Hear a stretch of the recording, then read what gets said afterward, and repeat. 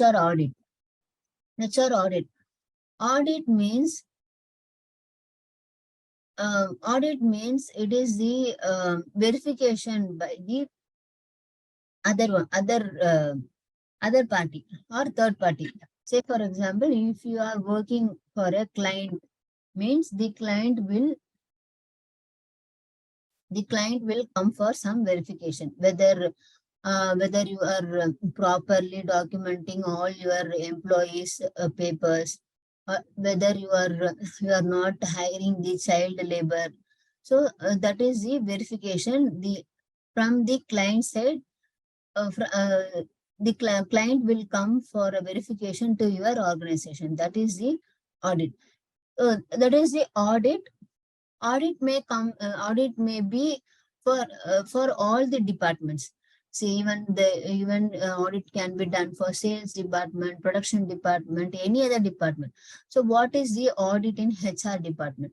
It is also like other kind of audit. It is also a systematic process which is designed to verify the policies and procedures and documentation which is handled by the HR department of the organization. And this HR audit ensures the uniformity of personnel policies and practices. Personnel policies and practice, whether your organization is having a proper policies and procedures for your employees, whether your organization is having a timely compliance. Timely compliance means whether you are remitting all the statutory needs on time. So that is called as timely compliances with the legal requirement. And whether you are having a reduced HR cost, whether you are hiring the employees on lower cost. So that is the HR audit ensures whether you are having a reduced cost of hiring, and whether you are having proper policies for your employees, whether you are remitting all the statutory needs on time. So it will verify all the things. So HR audit is a systematic process designed to examine the strategies, policies, procedures, documentation, structure, system and practices of the organization's human resource management. HR audit ensures uniformity of personnel policies and practices, timely compliances with the legal requirements, and reduces HR costs. Approaches of HR audit. Comparative approach, outside authority approach, statistical approach, compliances approach, management by objective. What is comparative? Comparative approach means you will compare your HR policies with the HR, not only policies, HR policies and practices with your competitor organization. You will take a competitor, you will take your competitor organizations for HR practices as a module, and you will compare your organization with that policies and practices, and you will give some betterment in your organizational policies and practices. Outside authority approach means outside authority approach means, say for example, you will be having a or you will approach a third party, like you will approach a CA, chartered accountant. They will be having some standard procedures for HR practices, HR policies and practices.